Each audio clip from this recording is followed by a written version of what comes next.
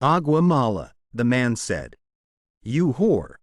From where he swung lightly against his oars, he looked down into the water and saw the tiny fish that were colored like the trailing filaments and swam between them and under the small shade the bubble made as it drifted. They were immune to its poison. But men were not, and when some of the filaments would catch on a line and rest there slimy and purple while the old man was working a fish, he would have welts and sores on his arms and hands of the sort that poison ivy or poison oak can give. But these poisonings from the agua mala came quickly and struck like a whiplash. The iridescent bubbles were beautiful. But they were the falsest thing in the sea, and the old man loved to see the big sea turtles eating them. The turtles saw them, approached them from the front, then shut their eyes so they were completely carapaced and ate them, filaments and all. The old man loved to see the turtles eat them, and he loved to walk on them on the beach after a storm and hear them pop when he stepped on them with the horny soles of his feet. He loved green turtles and hawkbills with their elegance and speed and their great value, and he had a friendly contempt for the huge, stupid loggerheads, yellow in their armor plating, strange in their love-making, and happily eating the Portuguese men of war with their eyes shut. He had no mysticism about turtles, although he had gone in turtle boats for many years. He was sorry for them all, even the great trunkbacks that were as long as the skiff and weighed a ton. Most people are heartless about turtles because a turtle's heart will beat for hours after he has been cut up and butchered. But the old man thought, I have such a heart too, and my feet and hands are like theirs. He ate the white eggs to give himself strength. He ate them all through May to be strong in September and October for the truly big fish. He also drank a cup of shark liver oil each day from the big drum in the shack where many of the fishermen kept their gear. It was there for all fishermen who wanted it. Most fishermen hated the taste.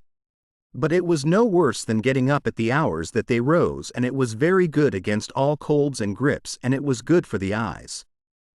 Now the old man looked up and saw that the bird was circling again. He's found fish, he said aloud. No flying fish broke the surface, and there was no scattering of bait fish. But as the old man watched, a small tuna rose in the air, turned and dropped head first into the water. The tuna shone silver in the sun, and after he had dropped back into the water another and another rose, and they were jumping in all directions, churning the water and leaping in long jumps after the bait. They were circling it and driving it. If they don't travel too fast, I will get into them, the old man thought, and he watched the school working the water white and the bird now dropping and dipping into the bait fish that were forced to the surface in their panic. The bird is a great help, the old man said. Just then the stern line came taut under his foot, where he had kept a loop of the line, and he dropped his oars and felt tile weight of the small tuna's shivering pull as he held the line firm and commenced to haul it in. The shivering increased as he pulled in, and he could see the blue back of the fish in the water and the gold of his sides before he swung him over the side and into the boat. He lay in the stern in the sun, compact and bullet-shaped, his big, unintelligent eyes staring as he thumped his life out against the planking of the boat with the quick shivering strokes of his neat, fast-moving tail. The old man hit him on the head for kindness and kicked him, his body still shuddering, under the shade of the stern. Albacore, he said aloud. He'll make a beautiful bait. He'll weigh 10 pounds. He did not remember when he had first started to talk aloud when he was by himself. He had sung when he was by himself in the old days, and he had sung at night sometimes when he was alone steering on his watch in the smacks or in the turtle boats. He had probably started to talk aloud, when alone, when the boy had left. But he did not remember. When he and the boy fished together, they usually spoke only when it was necessary. They talked at night or when they were storm-bound by bad weather. It was considered a virtue not to talk unnecessarily at sea, and the old man had always considered it so and respected it. But now he said his thoughts aloud many times, since there was no one that they could annoy. If the others heard me talking out loud, they would think that I am crazy, he said aloud. But since I am not crazy, I do not care. And the rich have radios to talk to them in their boats and to bring them the baseball. Now is no time to think of baseball, he thought. Now is the time to think of only one thing. That which I was born for. There might be a big one around that school, he thought. I picked up only a straggler from the albacore that were feeding. But they are working far out and fast. Everything that shows on the surface today travels very fast and to the northeast. Can that be the time of day? Or is it some sign of weather that I do not know? He could not see the green of the shore now, but only the tops of the blue hills that showed white as though they were snow-capped and the clouds that looked like high snow mountains above them. The sea was very dark and the light made prisms in the water. The myriad flecks of the plankton were annulled now by the high sun, and it was only the great deep prisms in the blue water that the old man saw now, with his lines going straight down into the water that was a mile deep. The tuna.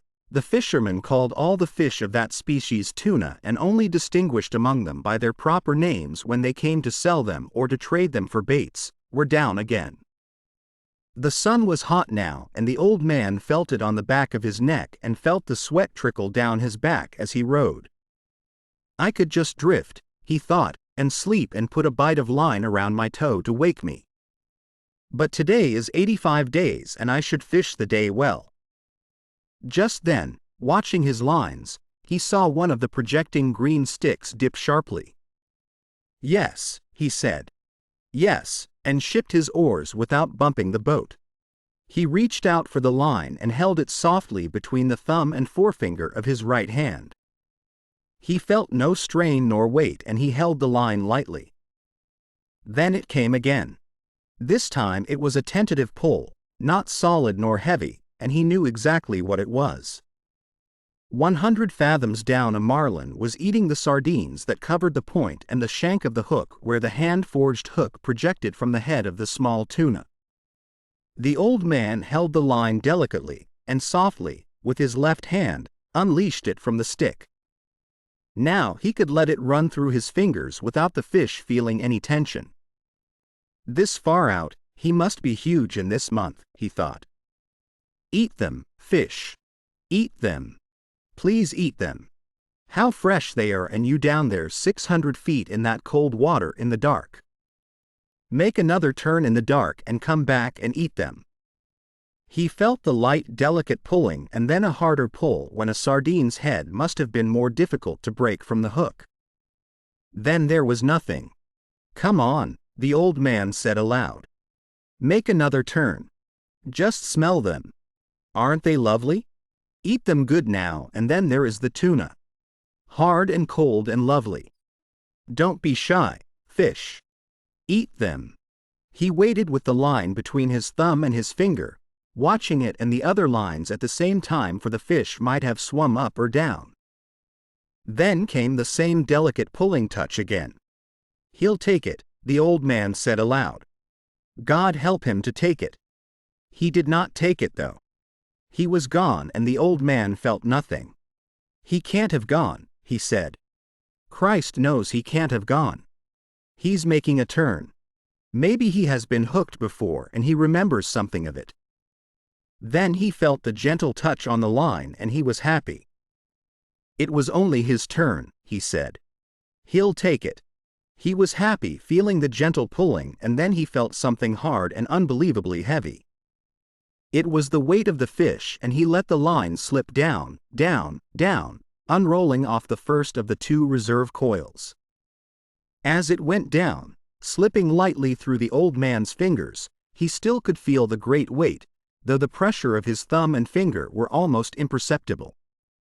What a fish, he said. He has it sideways in his mouth now and he is moving off with it.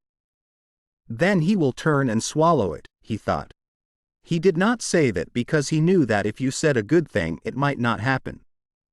He knew what a huge fish this was, and he thought of him moving away in the darkness with the tuna held crosswise in his mouth. At that moment he felt him stop moving, but the weight was still there. Then the weight increased and he gave more line. He tightened the pressure of his thumb and finger for a moment and the weight increased and was going straight down. "He's taken it," he said. "Now I'll let him eat it well." He let the line slip through his fingers while he reached down with his left hand and made fast the free end of the 2 reserve coils to the loop of the 2 reserve coils of the next line. Now he was ready. He had 3 40-fathom coils of line in reserve now, as well as the coil he was using. "Eat it a little more," he said. "Eat it well. Eat it so that the point of the hook goes into your heart and kills you," he thought. "Come up easy and let me put the harpoon into you. All right. Are you ready? Have you been long enough at table? Now," he said aloud and struck hard with both hands, gained a yard of line and then struck again and again, swinging with each arm alternately on the cord with all the strength of his arms and the pivoted weight of his body. Nothing happened. The fish just moved away slowly and the old man could not raise him an inch. His line was strong and made for heavy fish and he held it against his hack until it was so taut that beads of water were jumping from it. Then it began to make a slow hissing sound in the water and he still held it, bracing himself against the thwart and leaning back against the pull. The boat began to move slowly off toward the northwest. The fish moved steadily and they traveled slowly on the calm water. The other baits were still in the water, but there was nothing to be done. "I wish I had the boy," the old man said aloud. "I'm being towed by a fish and I'm the towing bit. I could make the line fast.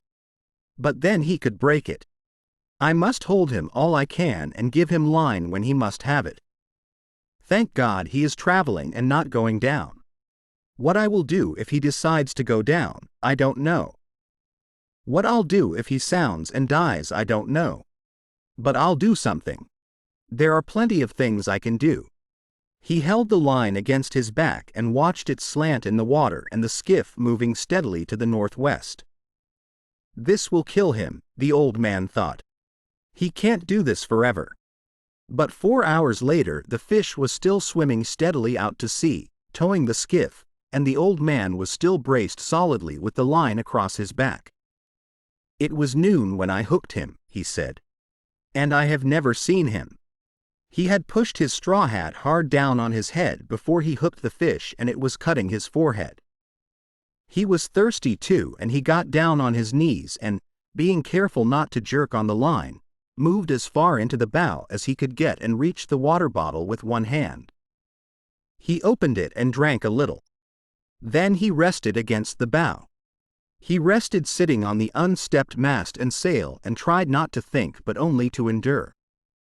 Then he looked behind him and saw that no land was visible. "That makes no difference," he thought. "I can always come in on the glow from Havana.